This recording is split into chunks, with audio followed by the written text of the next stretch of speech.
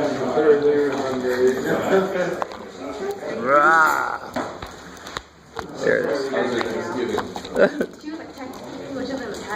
Alright, it's just not a good day for filming. Good Lord and a half. 45. You want me to just 6 hours. Thanks to relax. That was a long way to go.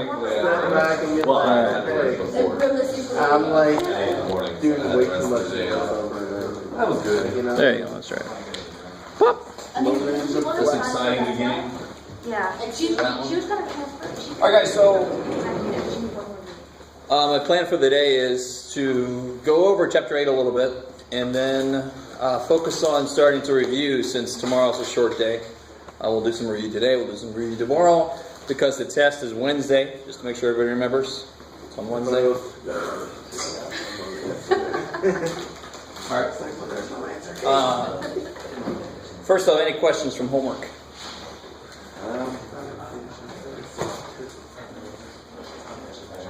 The question on number 20 on 6.5.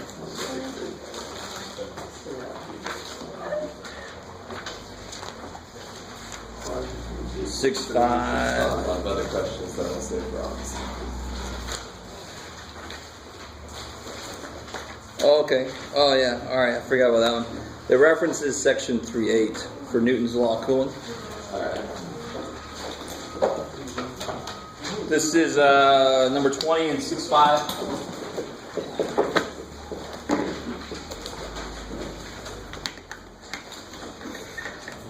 If you look back in section 3.8, they tell you Newton's law of cooling. I think that's the section I skipped. Which one? Number 20.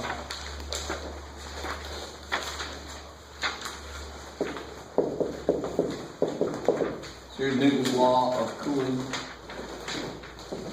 And law.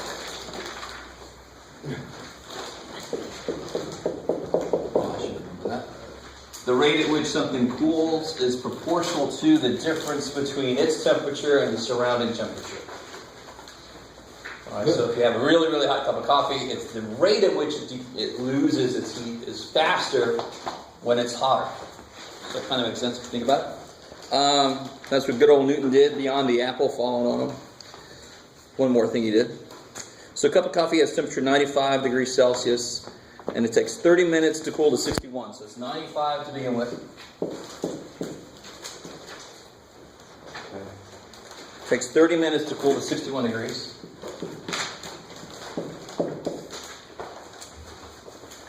Cool. And a room with temperature 20 degrees Celsius, and if I remember correctly, TS should be the environment.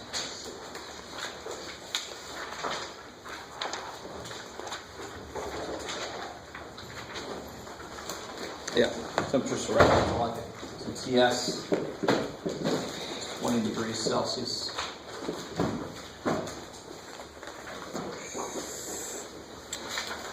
Show that the temperature of the coffee after T minutes is that. Okay. So we know this. We know all this business here. Oh, cool. All right.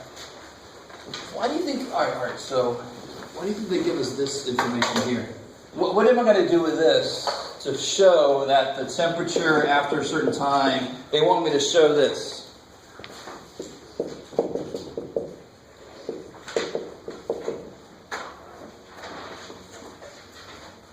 Oh, they tell you what that is. Well, that's silly. K is about 0.2. 0.2. Yep, okay.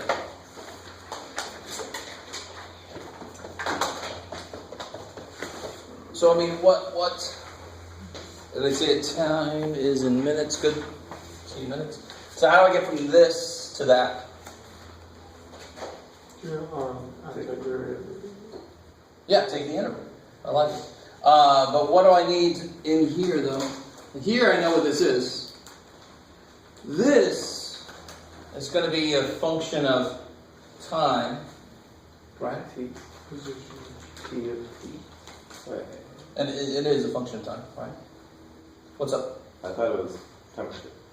like the t minus ts, that would just be 95 minus 20, right? No. So this is t at any time. Oh, okay. Yeah, that's why. Now this is a specific situation they gave us. Why do you think they gave us these?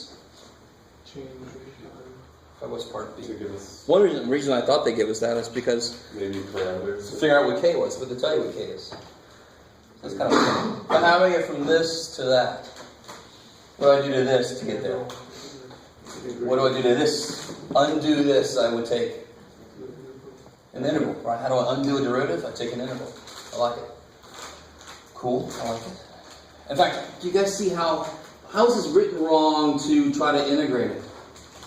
It's not distributed. Like the k with d and Okay, sure. k d minus But also, you can bring that up here. Do you guys see that? Yeah. Alright, so then you get d temperature is k times t minus, and this is just going to be 20.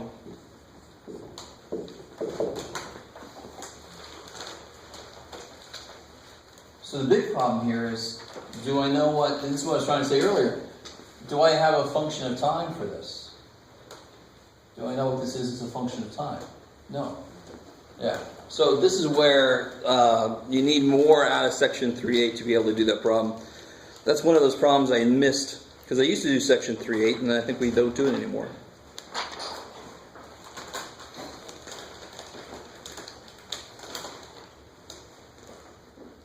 Yeah, I like it. Yeah, so it takes a little bit more knowledge with section 3.8. So number 20, don't worry about number 20. I'll make 20 extra credit. 2. Because you need a little more. We didn't do section 3.8, if I remember correctly. No. Yeah, I used to. And then I just forgot to cut this problem out when I did that 3.8. Yeah. I'm trying to figure out how to do it otherwise, but no, you need more stuff out of section 3.8. And they give you a hint where they talk about Newton's law of cooling. I mean, it's doable, but I'll make it extra credit since we didn't do section 3.8.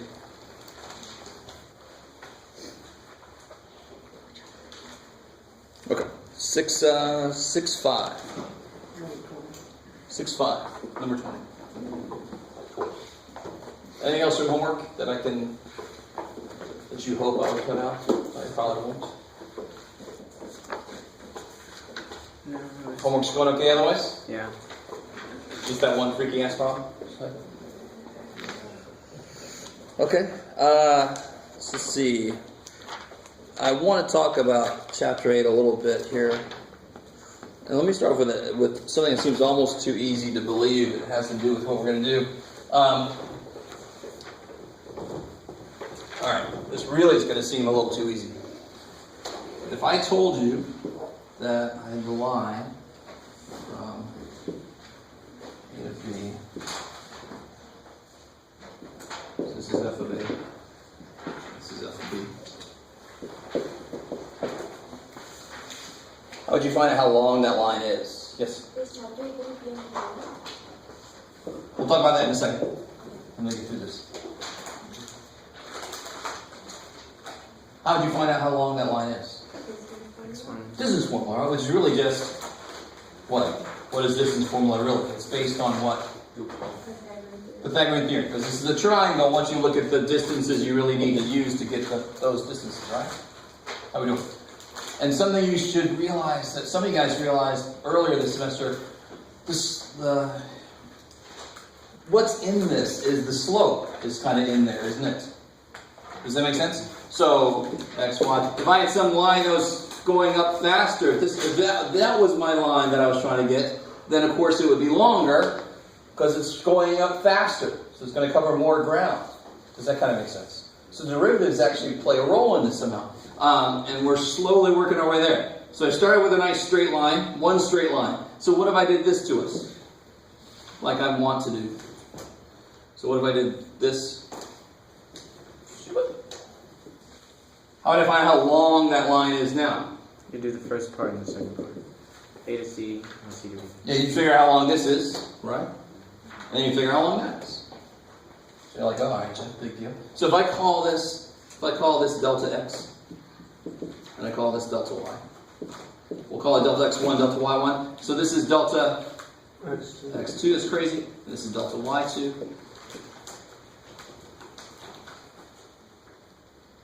Cool, maybe. How long is this then? F of C minus F of A. Don't get too specific on me. Delta x1, delta y1. So this would be, how long is that? It's going to be the square root of delta x1 squared plus delta y1 squared. I like it. And then you would add into it that one, right?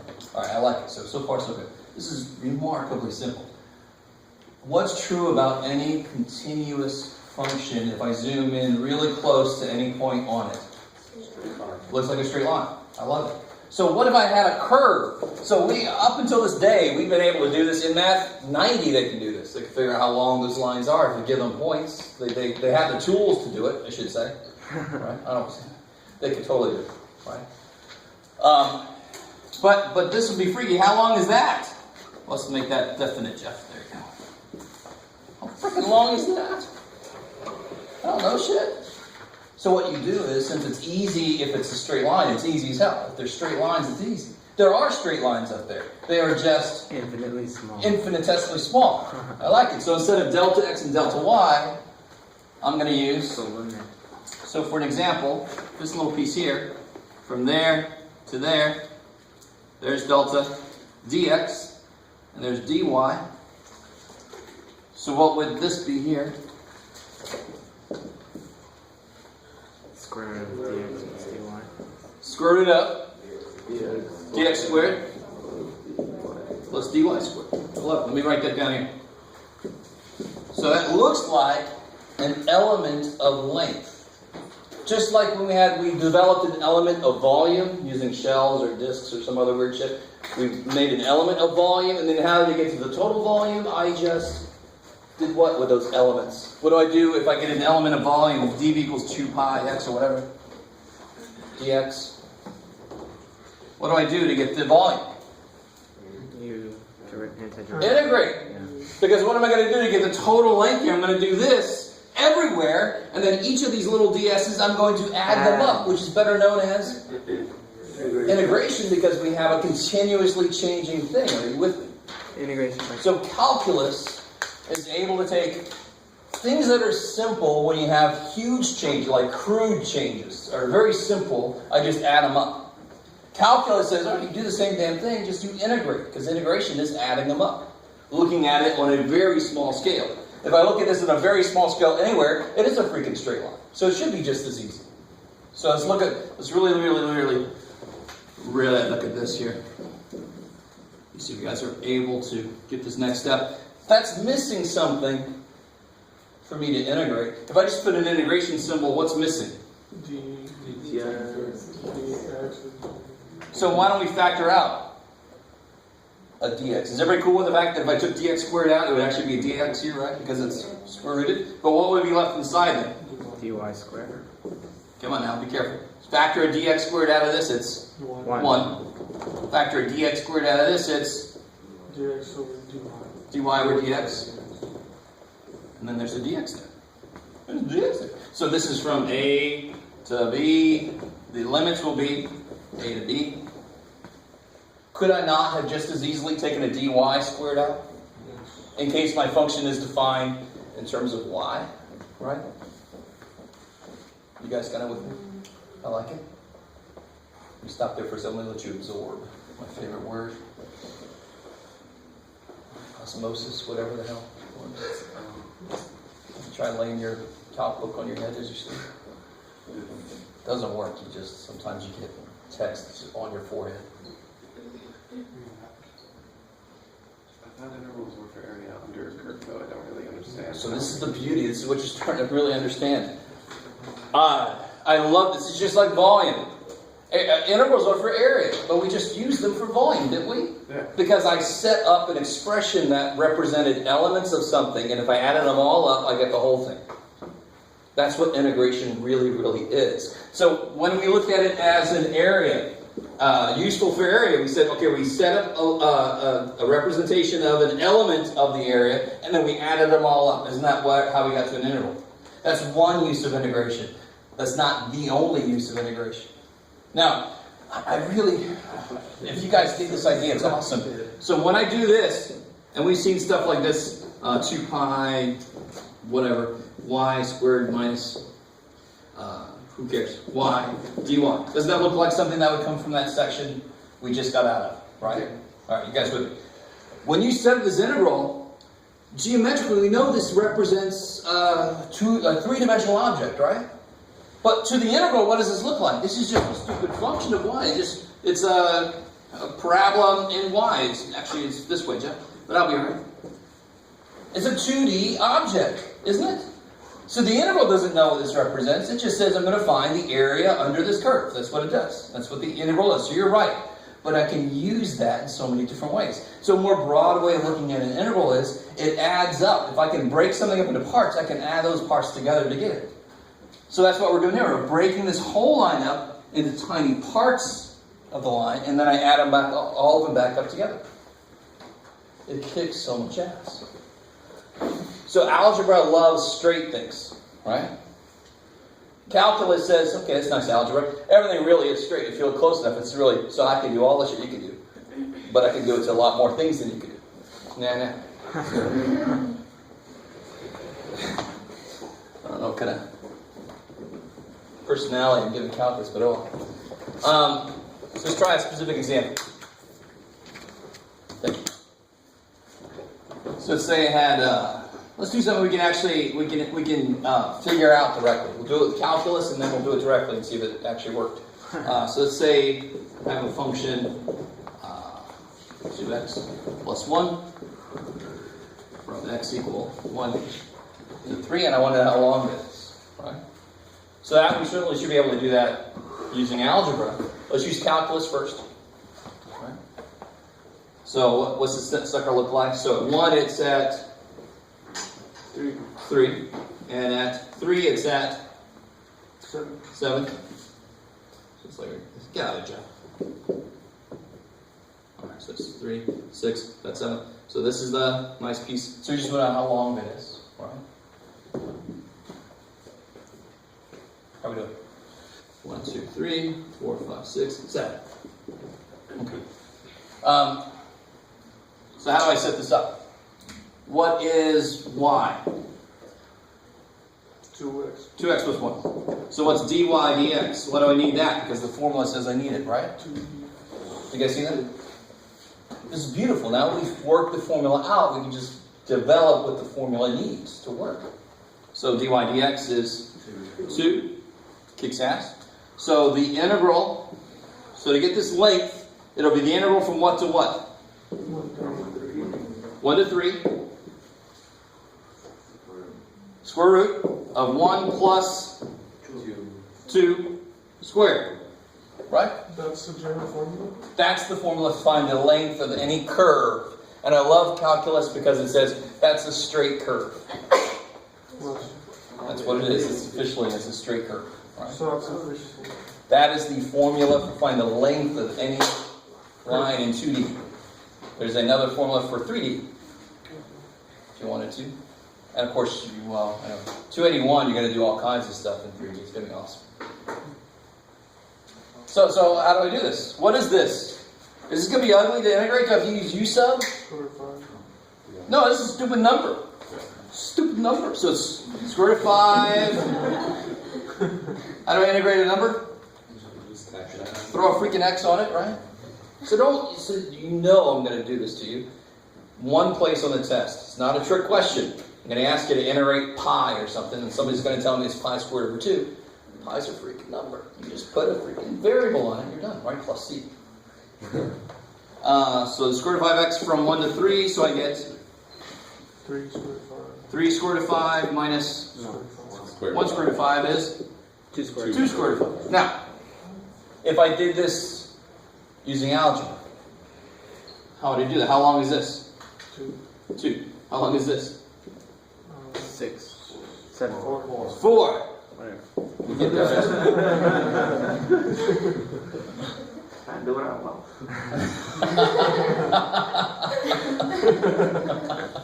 You don't know me. Alright. That's funny. I like that. Alright, so how long is this here? So 2 squared plus 4 squared equals, we'll call it s. S squared. So s is the square root of 4 plus 16, 20. How do you simplify 20? Square root of 20? 2 squared. 2 squared.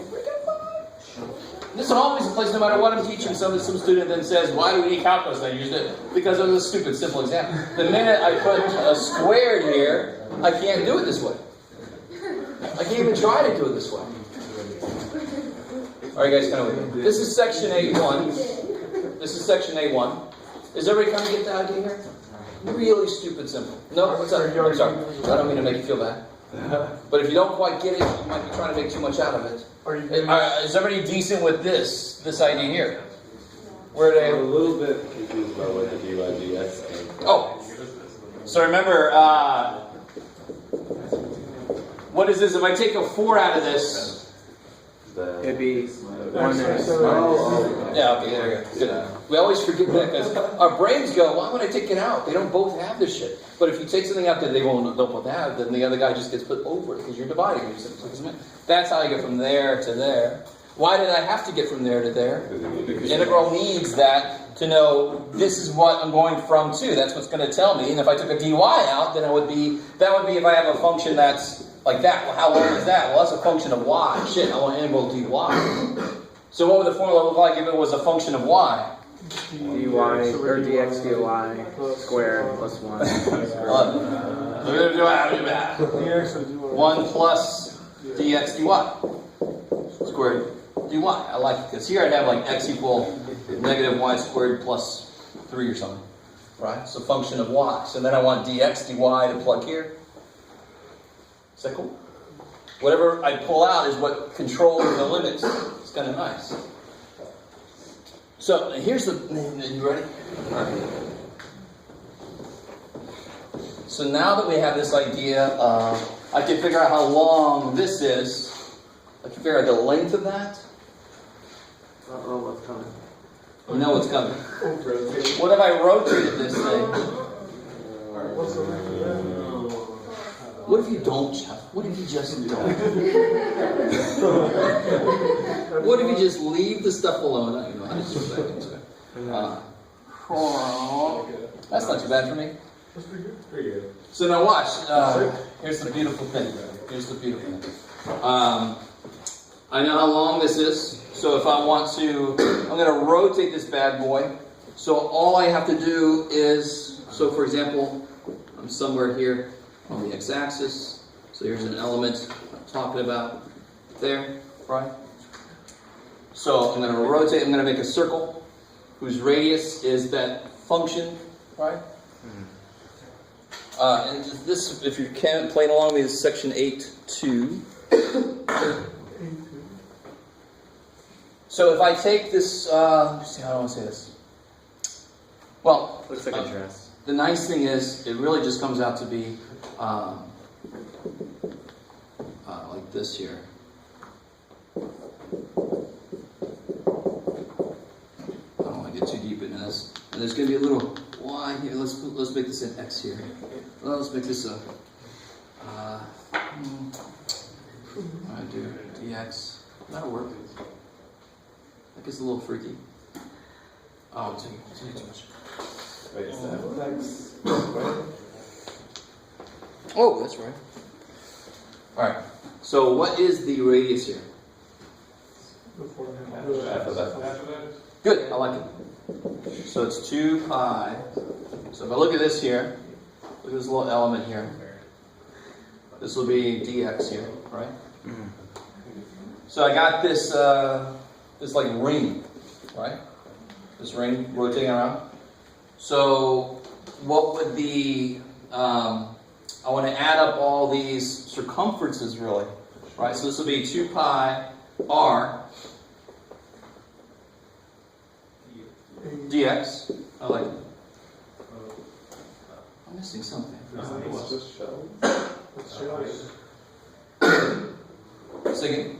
No. Oh, so I'm sorry. what we're doing here, this is the one piece that obviously didn't come out in the wash. I'm not rotating a region. I'm rotating a line. I'm rotating that curve, not the region. So chapter 6 was about having this region and rotating it. So you get a volume, you get a solid.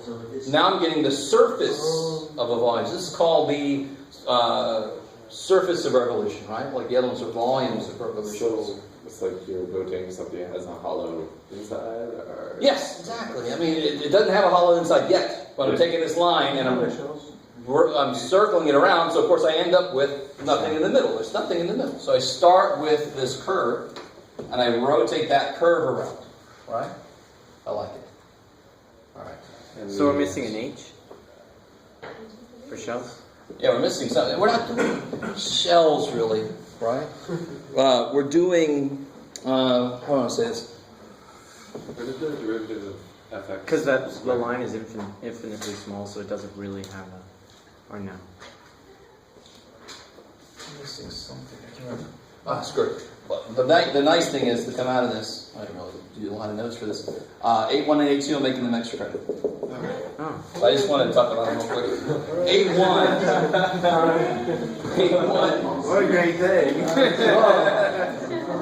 So 8-1 leads you into 8-2. 8-1, you have to develop the ability to get the length of a side before you can rotate it. So that's why 8-1 was necessary before you could do 8-2. So if you want to, you can do it. If you don't want to, you don't have to do it. They don't come back. The reason I don't mind not doing them now is because the next time you're going to do something like this would be 281 if you're going to take 281. You're not going to do this kind of thing in 280, right? So this doesn't really lead you in. But I want you to realize that that is actually relatively simple. Yeah. This is too, but I just didn't do any notes and I forgot to say it. That's my fault. But it's extra credit anyway. I'll let you guys worry about it. So what I want to focus on today then is starting to review. I've got the answer key here. I'm not going to give it to you yet. I got a practice final that I want you to remind me about before you leave. Okay. A practice. Or I might as well just give it to you. Noise. Yeah, I know. Let's say next week, right? Whenever. Oh, no, that's a Thursday. Thursday? We only have 50 minutes for final. You haven't done any of these? What's that? The final is on Thursday. All finals are 2 hours through. Okay. What's going on otherwise? Finals week is not normal. Yeah, you have Everything is 2 hours. Sector. Thank you. So fun is nice. There's practice.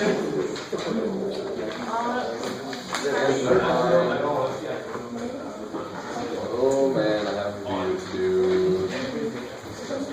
Oh, I have reviews to do. Yeah, it was on the list. Okay. I don't think about it. But it's not on this. Seems like so long ago. I think this is supposed to be tall. All right. There's no epsilon. No. Oh, there. No,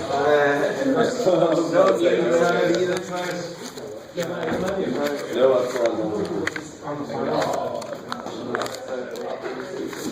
Where's she's going? June? Alright guys, so maybe I should have given that to you later because now you're all focusing on that. But remember, we have a test in our immediate future that covers more recent stuff that we might want to focus on. So this practice test. Anybody still need a copy of the practice test?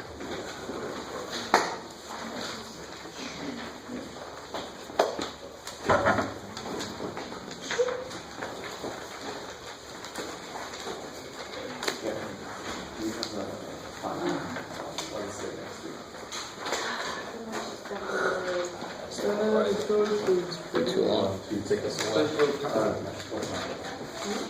Such little time.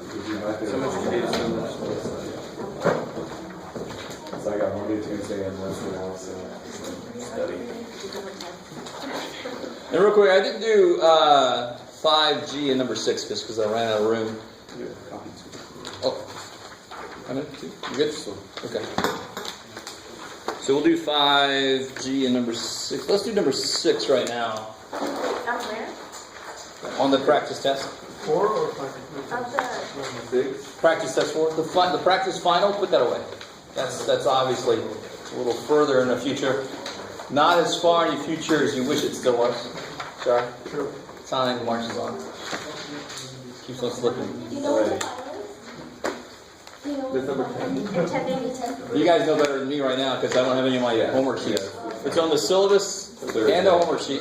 Thursday. All right. Countdown to Christmas? No, countdown to Christmas. Yes. Finally, the ability to sleep again. Or the time to sleep again. The ability. I was like, did you swap? Was it a deal with the devil? Good grades. You get good grades, but just not be able to sleep. I'd make that deal. I would make that. Well, that's how you get good grades, actually. Just sort of. And then the grades start to go down. Yeah. It like works for 2 days and then this time's 3. All right, guys, how do you do this? Find this guy's derivative. You flip the. Yeah, good. I like it. So the first thing you notice is this is the wrong form. So in general, if g of x is integral from a to x f of t dt, right? That's good. Then g prime of x It's f of t. equals f of T. FX. x. Okay. I like it. And real quick. I mean, what is this? Let's get out of here, silly crap. Let's prove it real quick. What's the antiderivative of a little f? Understood to be big ass f. Big ass f of t evaluated from A to a to x. I'm going to show you why a doesn't matter. It doesn't matter as long as it's a constant. So then this is g of x, right? So g of x is evaluated. What do you get? Big S f of x. Big S f of a. What's big S f of a? What kind of thing is it? Constant. Thank you. So what do you get when you take the derivative? Oh, it goes away. What's the derivative of big S f? Little Little tiny s f. There. That's the fundamental. So if you take the middle part out, that's what it says. But the middle part tells you why. Right? So no matter what this is, let me make it a plus 3. It doesn't matter. That's still going to be a constant. It's going to come out to the same thing. As long as it's on the bottom. Right? That's the form it's got to be in. From a constant to some unknown thing. If it's going the other way, oh shit, I got to turn it back around. So the first thing I got to do with this, good. There's a constant just on the wrong side. What else comes into play on this problem? Oh yeah, the inside function is not just x. It's just the chain rule. The chain rule doesn't care what the function is that I'm differentiating. It happens to be an integral function. The derivative goes, what? I don't give a shit. If the inside function is not just x, I've got to do chain. So I do like I always would. F prime is going to be negative secant square root of x squared, I love it, which you can simplify, times 2x, the derivative of the inside. So this is what the fundamental theorem says. This is chain rule saying, okay, that's a nice fundamental theorem, but it's got to get a turn too. Right? Where to go here? Well, x prime is 1, so it doesn't show up. I like it. Cool. So you know I'm going to give you one of these. Right? How can I simplify this a little bit? Got to be a little careful. It'll just be secant x. Put the 2x in the Secant. Oh. Absolute value. Right? So, a real quick little side note. What's the difference between these two things? That's the absolute value of x. This is X. X. Kind of crazy. Which is one reason why I squared is negative 1. Square root of negative 1 squared is negative 1. Right? You guys with me? I have to have this little topic. I like it when Math 90 students, or my Math 103 students now, I don't teach a company. They point out to me that, they remind me of this. Where's the absolute value? Well, that only works if it's this, not this. All right, enough of that. Sorry. Cool. And before I won't do 5G yet. We do 4. I'll give you the answer key first, because 5G is the same as 5E. Just moved. Which one, sir? 4. Oh, yeah. 4 sounds difficult. It seems like So everybody got this here? Is the formula for the savings just that? What do you mean? Because it says it generates savings at a rate of 200 E 0.1 T, and then asks you for the formula for the savings. Per year. Oh. Find a formula for the total savings. So, of course, what does that tell you calculus-wise? Take the integral, right? I want to add up all my savings. Okay, I like it. Okay, so that's what it is? Yeah, I was trying to make sense. I like it. So, I've got 200. What was that? Bring it with you, Jeff. There you go. E 0.1 T. And I want to integrate that from what to what? 0 to x.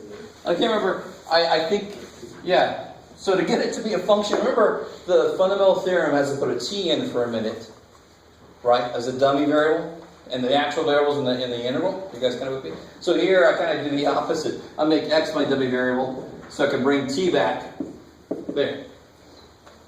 All right, it doesn't really matter. The variable doesn't even matter what letter you use. Of course, here we use t just to mean time.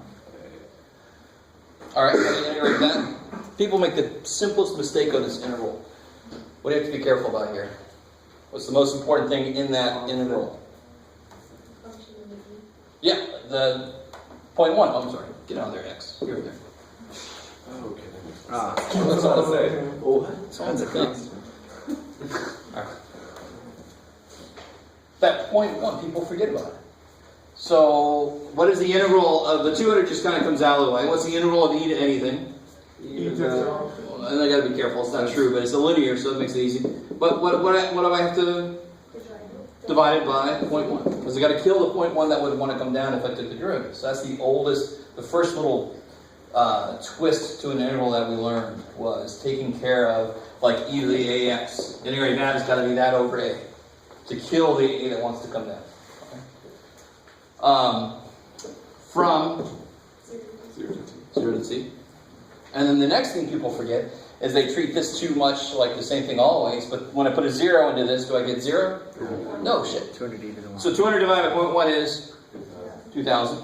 So I get 2,000. When I plug a t in here, I get that. Minus, when I plug a 0 in, I get 2,000 times 1. So this is my function for my savings. We'll call it big ass f. I can't remember what I did on that. So this is sort of an antiderivative.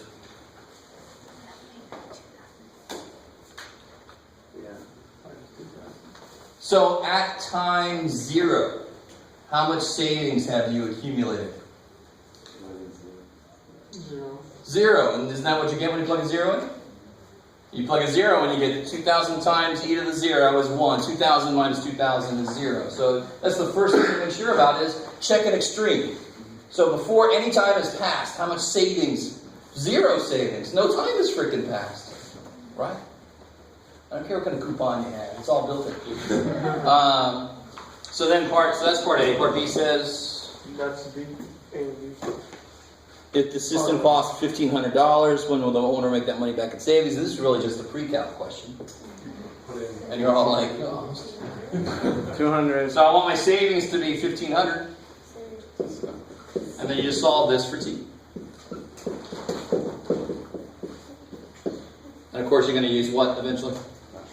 Natural law. Oh, kick ass. Right. This should be, you should want many, many more of these kind of problems, right? But I'm not going to give you a lot because it's not calculus.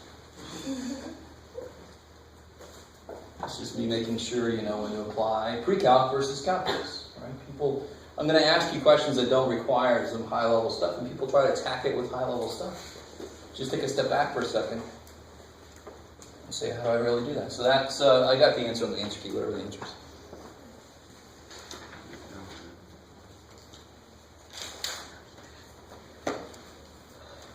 All right. So anything else, any ideas?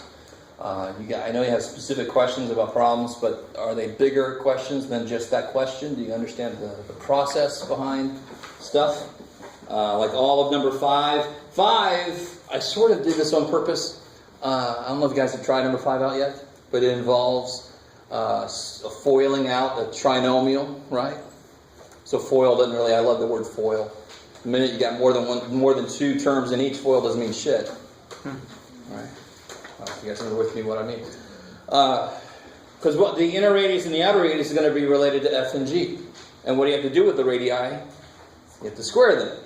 Like it. So you get this big bad monster. Okay, I didn't do that wrong. You're fine. Right? So I'm not going to do that kind of thing to you on the test, but there should be something where you come up and say, "Oh my God, just do it. Just do it." But when you have x is equal to minus 2, could you use shells for that instead of having to do that gigantic gross polynomial thing? So 5f. Because I was thinking about doing shells. But All right, now watch. One of the main things it tells you when you use shells versus disks or washers. If I have a function that I can't easily, or it's not possible to solve for the other variable, I'm kind of locked in. So on 5f, I'm rotating around x equal -2. I'm not going to write that. So if I'm rotating around x equal -2, I'm rotating with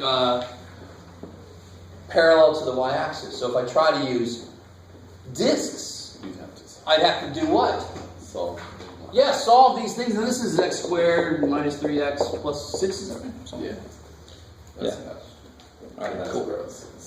Yeah, I know. Could you solve that for bringing y back? Can you solve that for x? No, I can.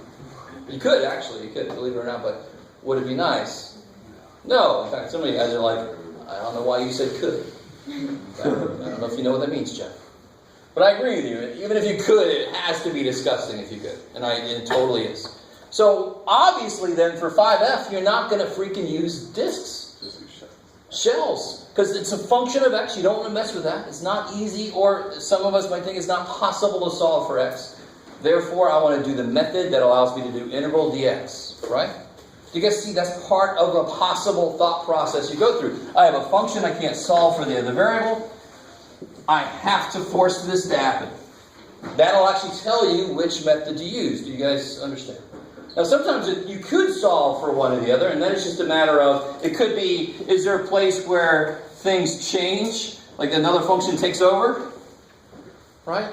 And I'm integrating, and I have to have two integrals versus one. And that could be another reason why I choose one method over the other. Or maybe when I set one up, I get something like integral of the natural log of x squared plus 4. Can you do that? No. No, you cannot do that. You can so desperately not do that. Right? You cannot do it. I'm not sure right now. I don't want to say with 100% confidence, but I'm pretty sure that's impossible to do like that. Right? Therefore, I probably want to turn it around. If I solve this, it's going to be e to something, and I can integrate a lot of e to the things, right? You guys kind of with me a little bit? So again, the reason I'm talking about this is sometimes you can solve for one variable or the other easy. But if I set up an integral with the washer method and I get something that's impossible to do, the problem is telling me, hey dude, use the freaking shell method. Right? Does that make sense? So you have all these different ways to tell when to do which. But one of the most fundamental ways is this. I want to do integral dx no matter what the hell else is going on. I want to do that. So on 5f, which method does it mean I'm going to use? I'm going around x equal -2. Shells. So it's got to be shells. Got to be shells. Yes. And I love shells, because shells, when it's going to be a washer, when it just shells don't give a shit about that. They say, let's just count the part that's actually there. Washers, how about that?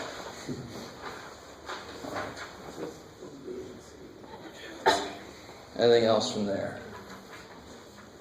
Or homework? I'm opening it wide open to whatever you got. Go over 2A on the practice set. Oh, yeah. That looks yummy. Oh, wait. I'm looking at the practice find out. The practice find one looks really yummy. Oh, yeah. The funny thing is, and I know I'm saying this a lot this semester, but that's one of the, you develop in 280. I can put whatever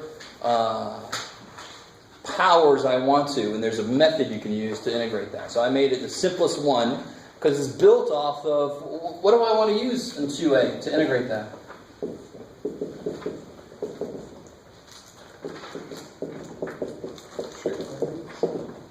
No.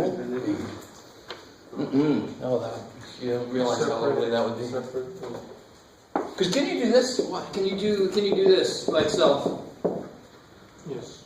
You sure? No. You're better than me. Yes. What do you have to use here? A trig identity. You can use a trig identity on this.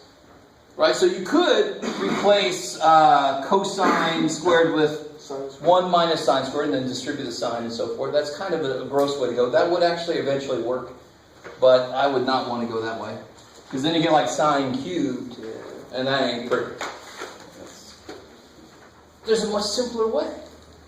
Much simpler way. How are sine and cosine related calculus-wise? They are basically what of each other? Derivatives of each other. So what is that? What method does that scream out to you can be used?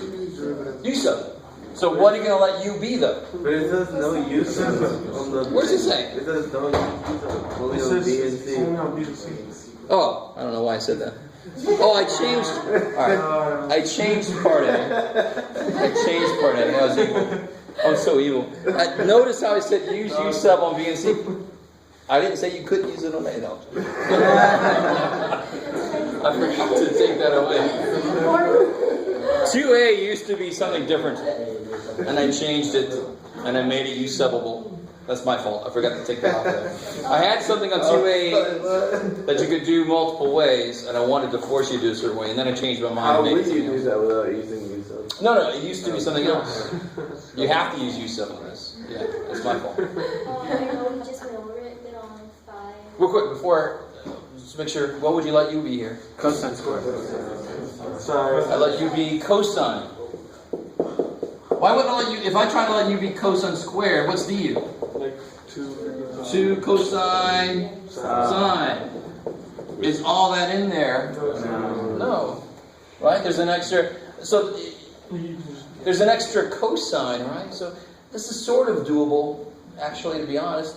But let's not go down that way. So the reason I say that, I'm always curious about how far I want to go with an explanation of something. If you realize this might work, you just have an extra cosine here, right? You see that? Because I got sine, cosine, I can put a 1/2 out front to get a 2. No big deal. But you have an extra cosine, but you can solve this for cosine, but then you have the plus or minus problem, right? Because I have to take the square root to solve for cosine. Alright, so let's not go down that way.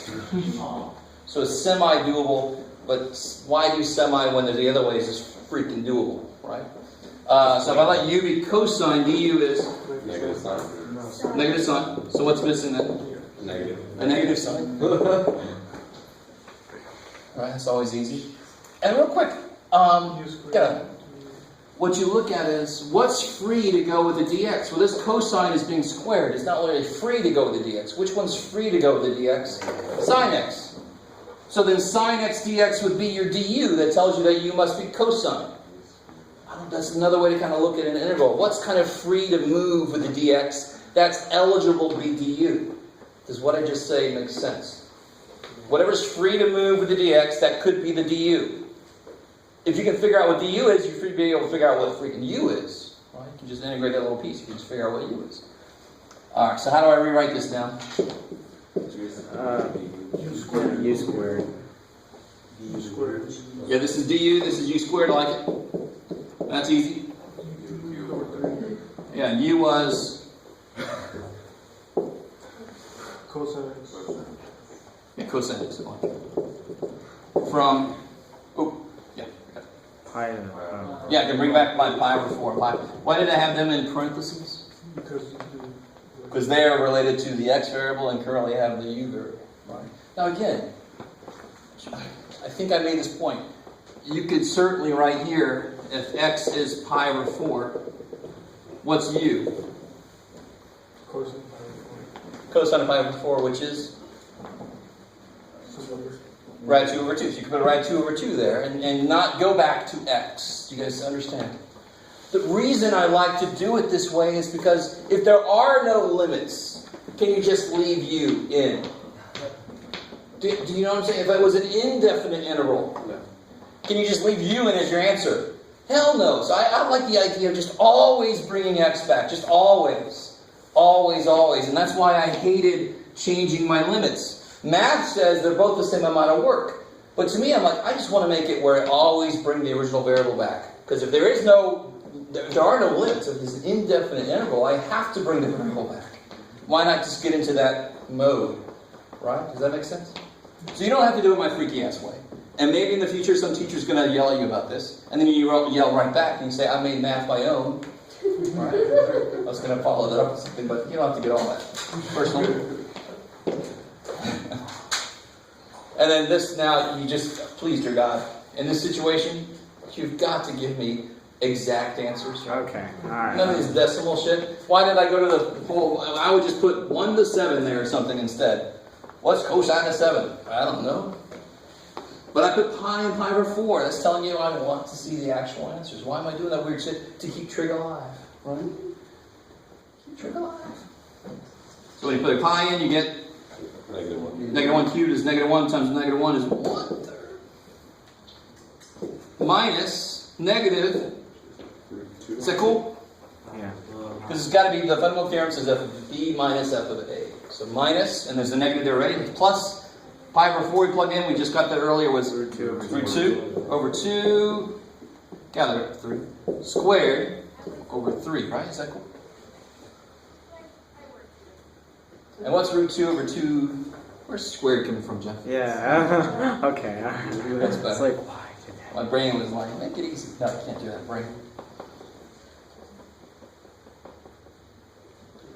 So you get, what do you get 1 plus, Root 2 over 4. let's say 1/3 plus, 1/2. yeah. Root 8 over 8, is that cool? And root 8 you can simplify to be 2 rad 2. So it'll be 2 rad 2 over 8 times 3, so it's 1/3 plus rad 2 over 12. One step at a time. So I mean, you can make this 1/3 plus rad 8 over 8 over 3, right? Right? Cube the both 2's that are in there. Yeah, see it. This is the kind of stuff that you should just be able to sink your teeth into. You really, really should be able to. As well as plus. Just simplify an expression like that. Right? Alright. Cool. Anything else? Yes. Sorry. Well, I want to go back to 5f, but like just a quick question. For r, would it be x plus 2? Then, I don't know if I actually got the whole. Okay. So let's look at 5f Is that here. 8 times 1 on the bottom? 3 times 3. It's the 3 that's there, yeah. My bad. So that's what this simplifies to be. And towards the end, that's square root of 2 over 12? Yeah, because then this goes to 1/4. Okay. Yep. Cool. That much, I think, I can't remember how much I showed on the answer. Going back to 5f. So you had to first graph these things. Here, let me go ahead and give you the answer key. So we have the same picture to look at.